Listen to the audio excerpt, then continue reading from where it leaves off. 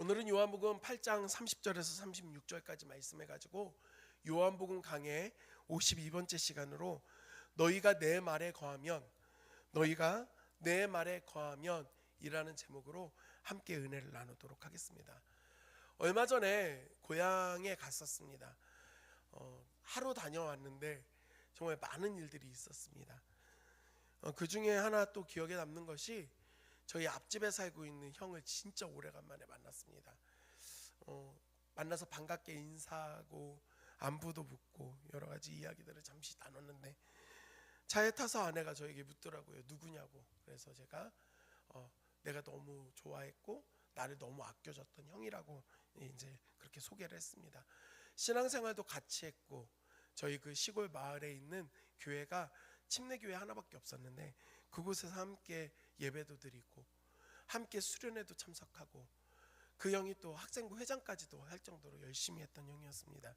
고등학교 3학년 때는 취업에 나가서 정말 어렵게 일을 하고 나서 그때 월급 받은 것들 중에 일부로 저의 옷도 사주고 신발도 사줄 정도로 저한테 너무 잘해줬던, 그렇게 2살 차이가 나는 형인데 애석하게도 이 형이 현재 교회에 다니고 있지 않다고 저에게 이야기를 하더라고요. 참 마음 가운데 아쉬움이 있었습니다. 가만 생각해 보면 제가 그 어릴 때 다녔던 저희 시골 교회가 시골에 위치했었지만 꽤 많은 주일 학생들과 학생부, 청소년들이 있었던 걸로 기억을 합니다. 그리고 뜨거웠습니다. 열정이 있었습니다.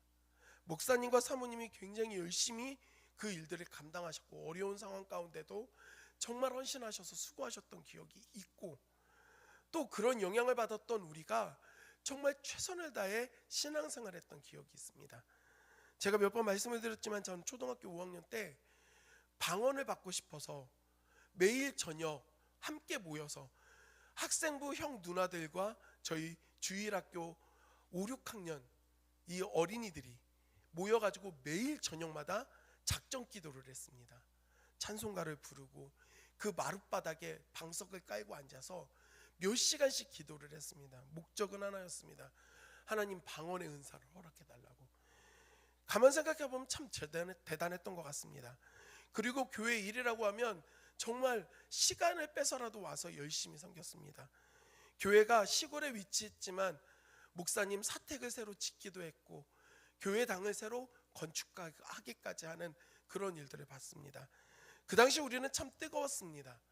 그리고 또 어떤 모습들이 기억이 나냐면 당시에 부흥회가 있으면 강사 목사님이 설교 중에 저녁 시간 거의 마지막 날 정도가 되면 예배를 드리고 있는 청소년들과 주일학교 학생들에게 조용히 도전합니다.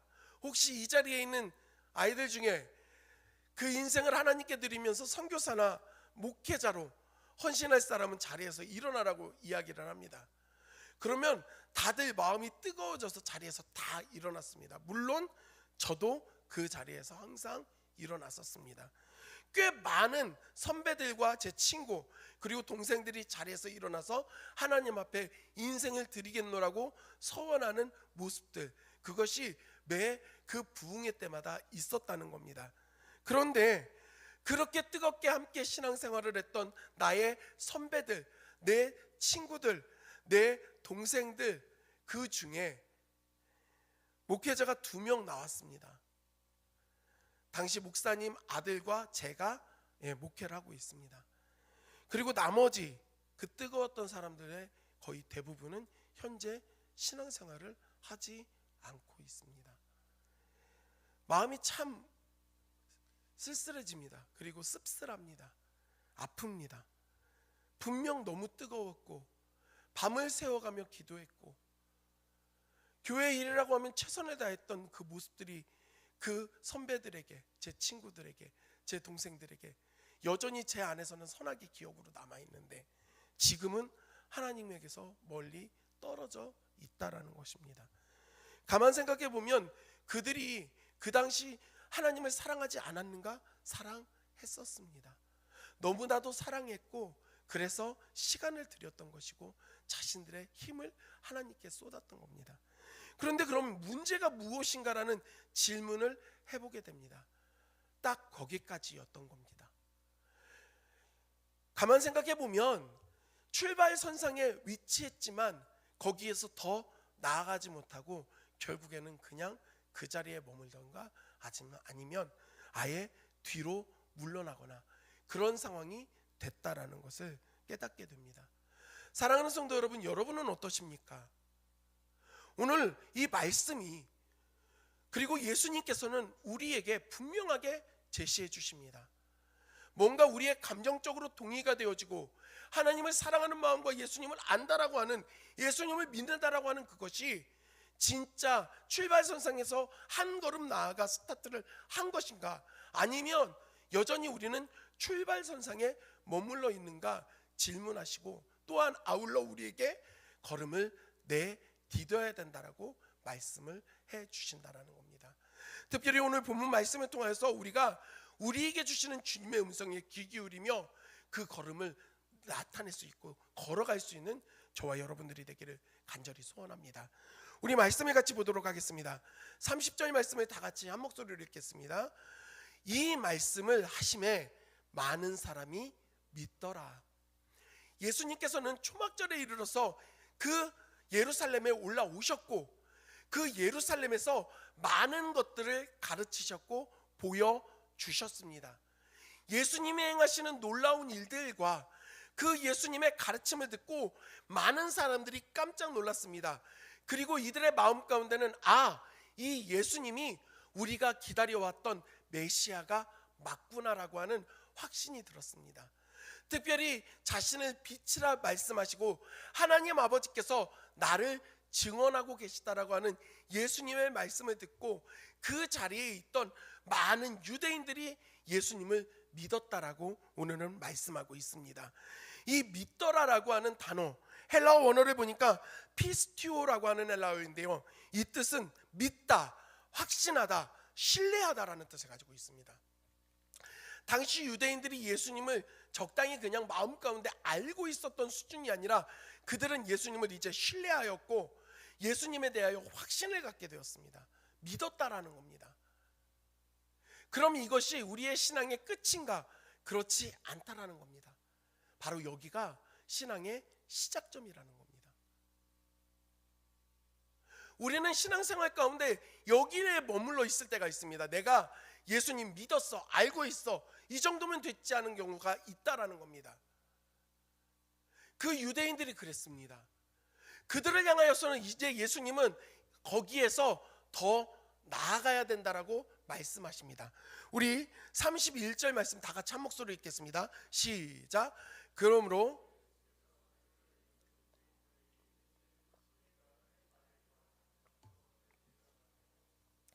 여기 중요한 게 있습니다. 예수님이 지금 말씀하시는 것은 믿지 않는 유대인들을 향하여 말씀하신 것이 아닙니다. 지금 예수님의 말씀을 듣고 믿었던 많은 유대인들, 그 믿은 유대인들에게 말씀하시는 겁니다. 뭐라고 말씀하시냐면 너희가 내 말에 거하면 참으로 내 제자가 되고, 나의 말에 거해야 된다라고 말씀하고 있습니다. 사랑하는 성도 여러분, 거한다라는 게 무슨 뜻일까요? 거기에 동의하는 거? 그게 맞다라고 인정하는 거? 이게 거하는 것일까요? 예수님이 말씀하고 있는 그 거하다라는 표현은 단순히 그냥 동의하다, 그리고 내가 그것을 인정하다라는 뜻이 아니었습니다. 이거는요, 머물다, 지속하다, 거주하다라는 뜻을 가진 단어입니다. 머물다, 지속하다, 끊임없이 우리가 거기에 머물러 있어야 되고 끊임없이 거기에 지속적으로 따라가야 된다라는 것을 예수님은 말씀하고 있는 겁니다. 그래서 내 말, 그 예수 그리스도가 보여주신 삶의 모습과 예수님이 우리에게 가르치신 가르침을 그대로 믿고 우리의 삶의 방향성을 예수님께로 온전히 돌려서 그 예수님을 따라가야 된다라고 주님은 지금 말씀하시는 겁니다. 우리는 이것을 쉽게 표현해서 이렇게 말합니다. 예수님을 닮아가야 한다라고. 사랑하는 성도 여러분, 여러분은 지금 예수님을 닮아가고 계십니까? 우리의 삶의 방향성을 예수님께로 맞춰가고 계십니까? 아니, 주님의 그 말씀 안에 여러분 머물고 계십니까? 순종하고 계십니까?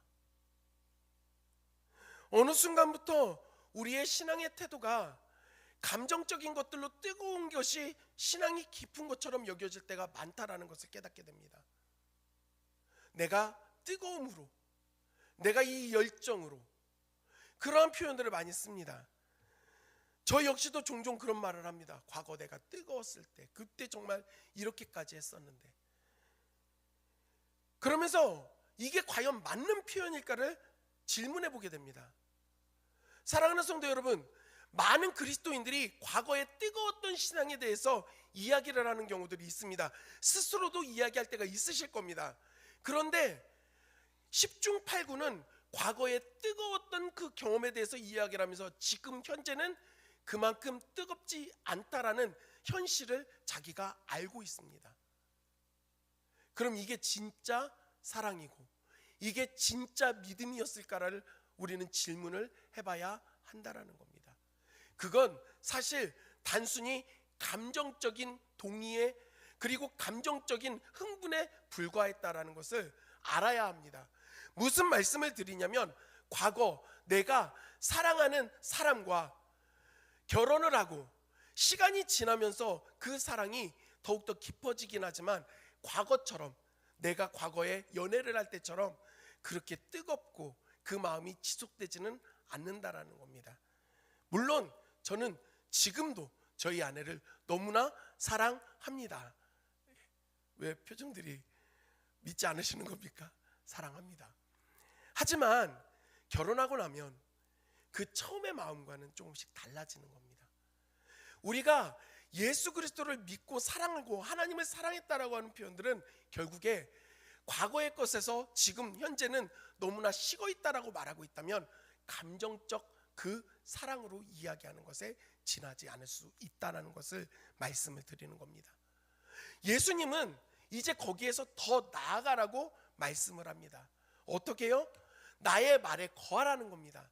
나의 말에 온전히 너의 삶의 방향을 맞추고 따라오라고 말씀합니다. 그리고 그것이 제자가 되는 길이라고 주님은 말씀하여 주십니다. 사랑하는 성도 여러분, 저는 여러분과 제가 그저 예수님을 믿는 기독교인이 되지 않기를 원합니다. 예수 그리스도를 닮아가는 제자가 되기를 주님의 이름으로 간절히 소원합니다. 제자가 되어야 합니다. 그리고 그 제자는 스승과 함께 지내며 그 가르침을 받고 스승이 행동하는 모든 것들을 바라보면서 따라갈 때 그 제자됨이 이루어진다라는 겁니다. 그리고 예수님은 더욱더 말씀하십니다. 그렇게 나의 말에 머물고 거하면서 나를 닮아가는 내 제자에게는 어떤 삶의 변화가 일어나는가? 32절 말씀 다 같이 읽겠습니다. 시작. 진리를 알지니 진리가 너희를 자유롭게 하리라. 진리를 알게 된다라는 겁니다. 그리고 그 진리로 말미암아 너희가 자유를 얻게 된다라고 예수님 말씀하십니다. 여기서 말하고 있는 진리는 트루, 진실함을 이야기하는 게 아닙니다. 요한복음 말씀 안에서는 예수님께서 스스로를 진리라고 표현하십니다. 요한복음 14장 6절에서 나는 길이요 진리요 생명이니, 예수님은 나는 진리라고 말씀을 하십니다. 그리고 오늘 이 32절에 나오는 그 진리도 예수님을 나타내고 있는 것입니다. 예수 그리스도를 믿고 예수 그리스도의 제자가 되는 사람들은 그 진리, 예수 그리스도를 알게 된다는 겁니다. 그런데 여기 안다, 알지니라고 하는 헬라어 원어를 보면 기노스코라고 하는 단어입니다. 헬라어 기노스코를 히브리어로 번역을 하면 구약에 있는 그 히브리어, 거기에 어떤 단어와 같이 쓰여지느냐, 뜻이 똑같느냐, 야다라고 하는 히브리어와 동일한 뜻을 가지고 있습니다. 그리고 이 야다라는 이 히브리어는 알다라는 뜻인데, 이게 단순히 아는 게 아니라 남녀가 결혼하여 함께 동침할 때, 그래서 그렇게 그 저녁에 동침을 하고 서로를 아는 수준을 이야기할 때 이 야다라는 단어를 사용합니다. 그러니까 그리스도 예수를 안다, 예수님을 알게 된다라는 수준이 적당히 마음으로 생각으로 동의되어지고 있었던 사람, 과거의 위인 이 정도 수준이 아니라 나와 실제적 관계를 짓는 상호작용이 되어지는 그런 상태로 알게 되어지고 얼굴과 얼굴을 맞대는 가까움으로 함께하게 된다라는 말씀을 주님은 주고 계시는 것입니다. 사랑하는 성도 여러분, 우리는 이것을 이렇게 표현합니다. 예수 그리스도를 인격적으로 만난다. 우리가 신앙생활 가운데 정말 자주 듣고 많이 들었던 말입니다. 예수님을 인격적으로 만난다. 그리고 만나야 한다. 그러면 여러분, 예수님을 인격적으로 만난다라는 말의 뜻이 무엇입니까? 많이 사용하지만 명확하게 규정을 짓지 못합니다. 거기에 문제가 일어납니다. 소위 교양 있게 예수님을 만나는 겁니까? 적당히 찬양도 너무 경박하지 않게 부르고 교양 있는 말투로 주님께 기도하고 이런 것들을 통해 인격적으로 예수님을 만나게 되는 걸까요? 그렇지가 않습니다. 상호의 그 관계가 맺어져야 될 때 이것을 인격적으로 만난다고 표현을 합니다. 더 쉽게 표현해드리도록 하겠습니다. 신순례 권사님, 임영웅 알아요? 몰라요? 임영웅 몰라요? 권사님 어떤 삶을 사시는 겁니까? 여러분 임영웅 아세요? 물으세요. 이정순 권사님 임영웅 아세요? 노래 잘하죠? 여기 임영웅 모르는 분들 거의 없을 겁니다. 그래서 임영웅 잘 아는데 여러분 임영웅한테 전화하실 수 있어요? 밥 먹자고 이야기하실 수 있습니까? 따로 만나실 수 있어요? 분명 아는데 못 만나요. 연락할 수도 없습니다. 얼굴을 볼 수가 없어요. 내가 만나고 싶을 때. 그런데 저는 다르죠. 언제든지 저한테 전화하실 수 있습니다. 그죠? 제 번호 모르세요? 저한테 전화하실 수 있잖아요. 제가 오늘 제 번호 또 한 번 다 공개하겠습니다. 그리고 전화 좀 하세요. 예, 전화하셔도 돼요. 저한테 전화할 수 있습니다. 밥 먹자고 이야기하시면 밥 먹을 수 있어요. 이야기 나누자고 하면 이야기도 나눌 수 있고요. 커피 마시자고 하면 제가 맛있는 커피도 대접할 수 있습니다. 분명 임영웅도 알고 김지수 목사도 아는데 아는 그 깊이가 다르죠. 우리가 예수 그리스도를 인격적으로 만난다라는 것은 직접적으로 만날 수 있고 대화할 수 있고 관계를 맺는 것을 말하는 겁니다. 진리를 안다라는 게 이거예요. 예수님을 믿는다라는 게 이것입니다. 과거에 훌륭했던 위인 정도로 아는 것, 좋은 분 정도로 아는 게 아니라 나에게 말씀하여 주시고 내가 기도할 수 있고 내가 붙잡을 수 있고 내가 도와달라고 요청할 수 있고 그리고 그렇게 했을 때 나에게 응답해 주시는 상호간에 작용이 되어지는 만남, 그 만남이 있으면 어떤 일이 일어납니까? 자유를 얻게 된다는 겁니다. 할렐루야. 예수 그리스도를 그렇게 알아야 합니다. 예수님과 관계를 맺어야 합니다. 그리고 예수님과 그러한 깊은 관계를 맺기 위해서는 필요한 게 있습니다. 무엇이냐면 예수 그리스도께서 하나님이신데 왜 이 땅에 오셨는가? 그 예수님이 누구를 위하여 이 땅에 오셨습니까? 우리라고 하지 마세요. 나를 위하여 이 땅에 오셨습니다. 그 예수님이 십자가에서 왜 죽으셨습니까? 나 때문에. 나를 위하여, 나를 구원하시기 위하여 십자가에서 죽으신 겁니다.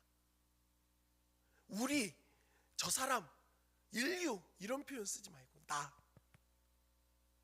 지극히 개인적인 예수님이 이 땅에 오신 목적, 십자가에서 그 생명을 내어주신 이유가 나인 겁니다. 그러니 상호작용이 될 수밖에 없는 것입니다. 그 예수 그리스도께서 우리를 구속하신 그 은혜를 알고 믿는 자들은 자유를 얻게 된다라는 것입니다. 할렐루야. 그 자유를 누리는 저와 여러분이 되기를 간절히 소원합니다. 예수님의 이 말씀을 듣고 유대인들이 기분이 나빠졌습니다. 아니, 예수님 믿기로 마음 먹었으면 좀 좋은 얘기를 해주거나 필요한 것들 주면 좋을 텐데, 예수님은 자유롭게 한다라고 얘기를 합니다. 여러분, 예수님의 이 말에는 전제가 있습니다. 지금 너희는 자유롭지 않다라는 전제가 깔려 있었던 겁니다. 그러니 유대인들의 마음이 불편했던 겁니다. 우리가 지금 자유가 없다고? 묶여 있다고? 종이라고? 그래서 이들은 33절에 이렇게 말합니다. 다 같이 읽겠습니다. 시작.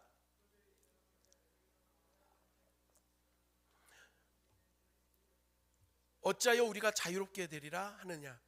이들이 말하고 있는 건 뭐냐면, 우선 영적으로 우리 다른 이방 종교와 다르게 살아있는 유일하신 하나님, 그 하나님의 선택한 민족이 우리야. 우리가 아브라함의 자손이야. 잊어버렸어? 기억해. 그리고 나아가 또 뭔 얘기를 합니까? 우리가 남의 종이 된 적이 없어. 그런데 이들의 이 말은 현실을 직시하지 못한 말입니다. 왜냐? 예수님 당시에 이스라엘은 어디에 지배를 받고 있었습니까? 로마의 지배를 받고 있었습니다. 없던 이야기를 들으는 게 아니잖아요. 로마의 속국으로서 로마의 지배를 받고 있는데 왜 이들이 그럼 남의 종되지 않았다라고 이렇게 표현을 하는 걸까? 그만한 이유가 있습니다. 로마는요, 점령했던 점령지에서 반란을 일으키지만 않는다라고 한다면 그들이 가지고 있던 종교를 인정해 줬습니다. 그대로 내버려 뒀습니다. 로마 황제를 인정만 하고 믿으면 자신들이 기존에 믿고 있던 종교 그대로 다 가지고 갈 수 있었습니다. 그러니까요, 유대인들은 유대교를 그대로 가지고 유일하신 하나님을 믿을 수 있었습니다. 종교 활동하는데 아무 지장이 없었던 겁니다. 그뿐 아니라 물론 자체적으로 와서 그 로마의 통치를 나타내는 총독이 자리하고 있었지만 여전히 이스라엘 안에는 그 이스라엘을 다스리는 왕이 있었습니다. 분봉왕 헤롯을 여러분은 기억하고 있을 것입니다. 물론 그에게는 실제적 왕의 권위를 다 준 게 아닙니다. 적당한 권력을 손에 쥐어주면서 이스라엘 백성들로 하여금 우리가 저 헤롯의 집에도 있으니 우리 자체적인 그 모든 자유가 있다라고 착각하게 만들어 놓았던 겁니다. 생활을 하는데 적당히 어려움이 없는 겁니다. 그러니까 이들은 말하는 겁니다. 우리가 남의 종이 된 적이 없다라고. 착각 속에서 현실을 직시하지 못하는 상황 가운데 이상한 말을 하는 겁니다. 여러분, 그런데 우리가 그럴 수 있다라는 겁니다. 무슨 말씀을 드리냐? 종교 생활하고 예배도 드리고 예수님에 대하여 알아. 그분은 훌륭한 분이야. 좋은 분이야. 이 정도 수준으로 알아도 우리의 삶에는 큰 문제가 안 나타납니다. 그렇게 했다고 해서 우리가 갑자기 망하게 되지 않는다라는 겁니다. 그러니까 스스로 생각합니다. 이 정도면 된다. 자유롭게 내가 지내고 있다라고 우리는 스스로 안주를 합니다. 안위합니다. 괜찮다라고 착각하고 있습니다. 그러한 그 유대인들 그리고 우리를 향하여 예수님은 말씀하십니다. 예수께서 대답하시되 진실로 진실로 너희에게 이르노니 죄를 범하는 자마다 죄의 종이라. 너희 자유 있다고 이야기하지, 너희 괜찮다라고 생각하지, 율법도 지키니까 그걸로 될 거라고 생각하지. 그런데 그걸로 안 된다는 겁니다. 예수 그리스도가 아니고서는 모든 사람은 죄 아래에 있고 죄의 종으로 살아갈 수밖에 없다라는 겁니다. 사랑하는 성도 여러분, 지금 우리의 현 주소가 그거였습니다. 아니, 모든 사람이 다 똑같았습니다. 의인은 없나니 하나도 없고 모든 사람이 죄를 범하여서 하나님의 영광에 이르지 못하는 상태. 죄로 말미암아 우리는 그 죄와 사망에 종속되어져서 종노릇하고 살아가고 있었던 겁니다. 죄의 무서움은 무엇인 줄 아십니까? 이것이 당장에 우리에게 크게 문제를 만들지 않습니다. 하나님 믿지 않는다라고 해서, 예수님을 인격적으로 믿고 그 예수님을 영접하지 않는다라고 해서 어떤 큰 문제들이 막 일어나지 않는다라는 말씀입니다. 그러니까 적당히 우리가 요 정도 선을 지키고 거리 유지하면 괜찮다라고 우리 스스로 착각을 하게 되는 겁니다. 그런데 그렇게 아무 문제 없어 보이는 그 상황도 결국에는 죄의 종의 상태에서는 하나도 변하는 것이 없다라고 예수님은 말씀하고 있는 겁니다. 여러분, 예수 그리스도를 인격적으로 만나셨습니까? 그 예수 그리스도를 마음의 구주로 영접하셨습니까? 예수 그리스도로 말미암은 그 하나님의 자녀가 되는 특권을 누리고 계십니까? 아니면 종교 생활 가운데 머물러 계십니까? 당장의 문제가 없는 것 같지만 그 종은 결정적으로 이런 일을 만나게 됩니다. 35절에서 예수님은 계속해서 말씀합니다. 종은 영원히 집에 거하지 못하되. 종은 하나님께로 나아갈 수가 없습니다. 하나님의 나라에 들어갈 수 없습니다. 하나님과 함께 할 수 없습니다. 왜냐하면 죄가 그렇기 때문에 그렇습니다. 최초의 인류였던 아담과 하와가 범죄함을 통하여 그들에게 이뤄진 가장 큰 심판은 하나님과의 단절이었습니다.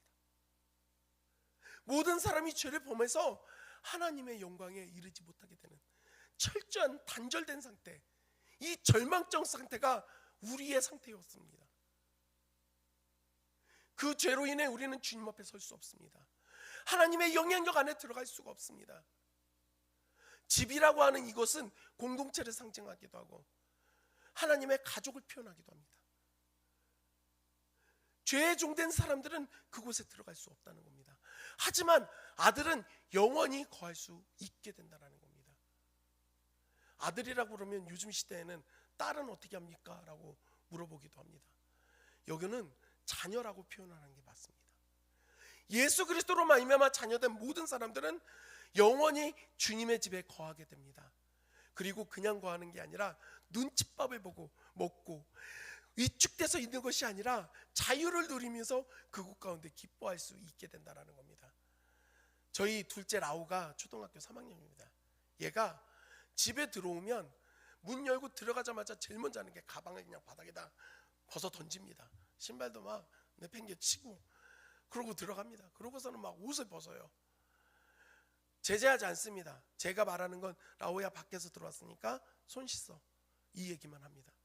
그럼 그때부터 이제 자기가 하고 싶은 걸 막 하면서 냉장고를 수시로 엽니다. 찬장도 계속 엽니다. 그래서 저희는 장 봐서 냉장고하고 찬장에다가 라오가 먹을 수 있게 간식을 넣어 놓습니다. 그러면 그걸 또 꺼내가지고 먹으면서 이 비닐 봉투들을 바닥에 다 던져 놓습니다. 그렇다고 저희 라오가 너무 무분별하게 살지는 않습니다.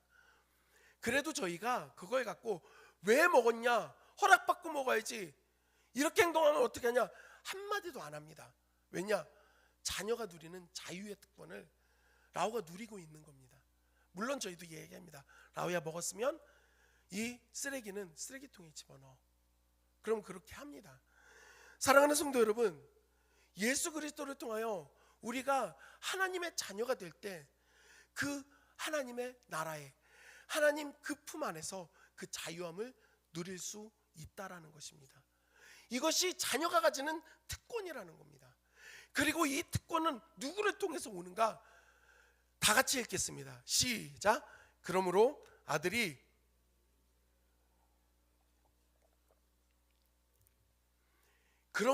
너희를 자유롭게 하면 너희가 참으로 자유로우리라. 이 자유를 누가 주신다고요? 아들이 주신다는 겁니다. 예수 그리스도를 통하여 우리가 받게 되는 겁니다. 이것은 우리의 힘과 우리의 능력, 우리의 것으로 받을 수 없다는 겁니다. 하지만 이것이 좌절이 되고 절망이 되지 않는 것은 내 힘으로 받을 수는 없지만 이것을 이루신 예수 그리스도를 우리가 믿을 때, 우리의 구주로 영접할 때 그 특권을 받게 된다라는 것입니다. 사랑하는 성도 여러분, 예수 그리스도께서 이 땅에 왜 오셨습니까? 예수님께서 십자가에 왜 그 생명을 내어주셨습니까? 죄로 인하여 하나님과 원수된 우리를 살리기 위하여, 죄와 사망의 종로로 타던 우리의 그 매임을 풀어주기 위하여 예수님께서는 지극히 제한적인 인간의 몸을 입고 이 땅에 오셨고 매임을 당하셨고, 그리고 소망이라고는 없는 죄의 종, 사망의 노예로 살아가는 우리를 값을 치르고 사십니다. 그 값이 무엇이었냐면 십자가에서 자기의 생명값을 주시고 우리를 사신 것입니다. 예수님께서 이루신 것입니다. 이것을 우리가 인격적으로 그 예수님을 믿고 알고 그 예수님을 우리의 마음의 중심에 두면 그 자유를, 그 구원의 은혜를 누릴 수 있게 된다라고 예수님은 우리에게 말씀해 주고 있는 것입니다.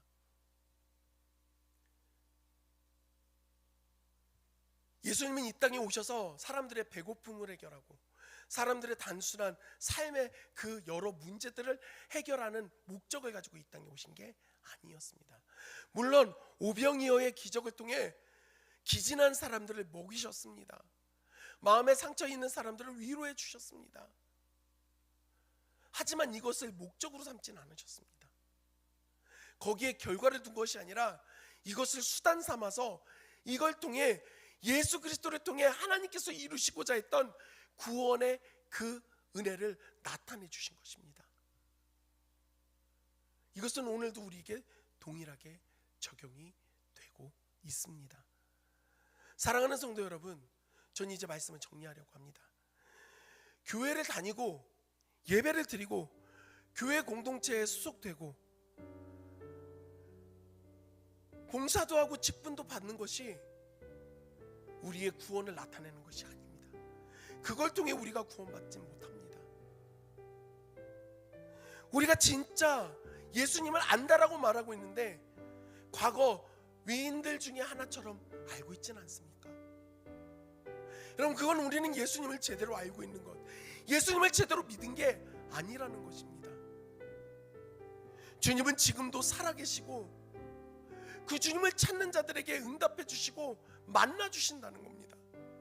면과 면, 얼굴과 얼굴을 맞대고 만나 주시고 말씀하여 주시고 들어주시고 또한 우리의 간구에 응답도 해주십니다.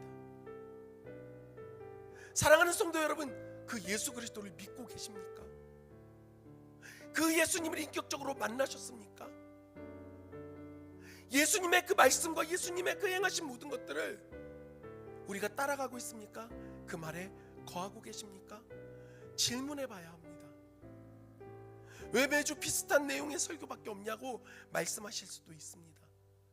하지만 예수 그리스도께서 이 땅에 오신 분명한 목적이 영혼 구원이었고 우리에게 그 기쁨을 주시는 것이었고, 그렇다고 한다면 그 예수 그리스도가 머리 대신 교회 공동체는 복음을 흘려낼 수밖에 없습니다.